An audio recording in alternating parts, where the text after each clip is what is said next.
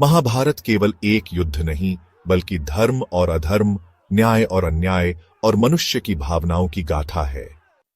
गांधारी गांधार देश की राजकुमारी थीं। उनका विवाह अंधे राजा धृतराष्ट्र से हुआ। उन्होंने अपनी शादी के साथ ही संकल्प लिया कि वह भी आजीवन आंखों पर पट्टी बांधेंगी, जिससे वे अपने अंधे पति के दुख को साझा कर सकें। गांधारी एक तपस्विनी नारी थीं, जिन्होंने पति सेवा, सत्य और संयम के मार्ग को जीवन भर अपनाया।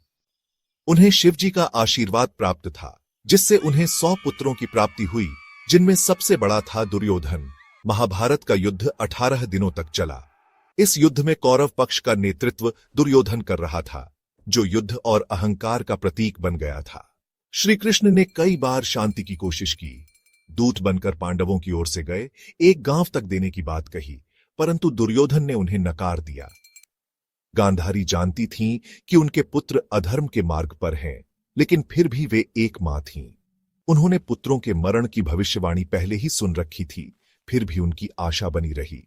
जब युद्ध समाप्त हुआ तो गांधारी के सारे 100 पुत्र एक एक करके मारे जा चुके थे। यह एक मां के लिए सबसे बड़ा दुख था। एक नहीं, दो नहीं, पूरे 100 पुत्र सब मारे गए। युद्ध के बाद जब श्री कृष्ण गांधारी और धृतराष्ट्र से मिलने पहुंचे तो वह विनम्रता से उनके चरणों में झुके। गांधारी की आंखें बंद थीं, पर हृदय में पीड़ा की आग थी। हे वासुदेव, आप सब जानते थे। आप चाहते तो यह युद्ध रोक सकते थे। आप चाहते तो मेरे पुत्र बच सकते थे। लेकिन आपने केवल एक नीति के रूप में काम किया, निष्पक्ष बने रहे, पर वास्तव में मौन रहकर आपने अधर्म को पनपने दिया। गांधारी का यह शोक केवल एक मां का नहीं, एक स्त्री का, एक धर्मनिष्ठ जीवन जीने वाली रानी का दुख था। गांधारी शुद्ध भावनाओं से जल रही थीं। उनके शब्द अब श्राप में परिवर्तित हो गए। हे कृष्ण, जिस प्रकार मेरा वंश नष्ट हुआ, उसी प्रकार एक दिन तुम्हारा यदुवंश भी आपसी कलह से नष्ट होगा, और तुम्हारी भी मृत्यु अकेले और कष्टदायक होगी। यह श्राप केवल क्रोध नहीं था, यह उस तपस्विनी के अंतर्मन से निकली शक्ति थी, जिसकी गोद उजड़ चुकी थी। हे माता, आपके श्राप का मैं सम्मान करता हूं। जो होना है वह होकर रहेगा। यह केवल एक युद्ध नहीं था, यह धर्म स्थापना के लिए आवश्यक था। लेकिन समय का चक्र चलता है, यदुवंश भी बचेगा नहीं, और मैं भी इस देह को त्याग दूंगा। समय बीतता गया, और फिर वर्षों बाद द्वारका नगरी में यदुवंशियों के बीच घमंड और अहंकार बढ़ने लगा। एक दिन यदुवंशियों में आपसी झगड़ा शुरू हो गया। मदिरा के नशे में छोटा सा विवाद धीरे धीरे युद्ध का रूप ले बैठा।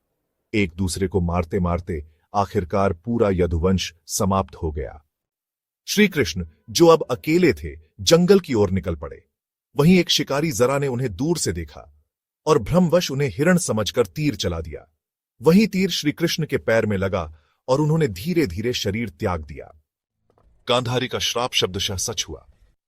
इस कहानी से हमें क्या सीख मिलती है? भगवान भी समय और कर्म के चक्र से बंधे हैं। धर्म की स्थापना के लिए किसी को व्यक्तिगत बलिदान देना ही पड़ता है। एक मां का दुख इतना शक्तिशाली हो सकता है कि वह ईश्वर को भी झुका सकता है।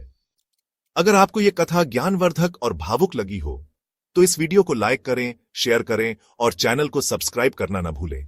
जय श्री कृष्ण।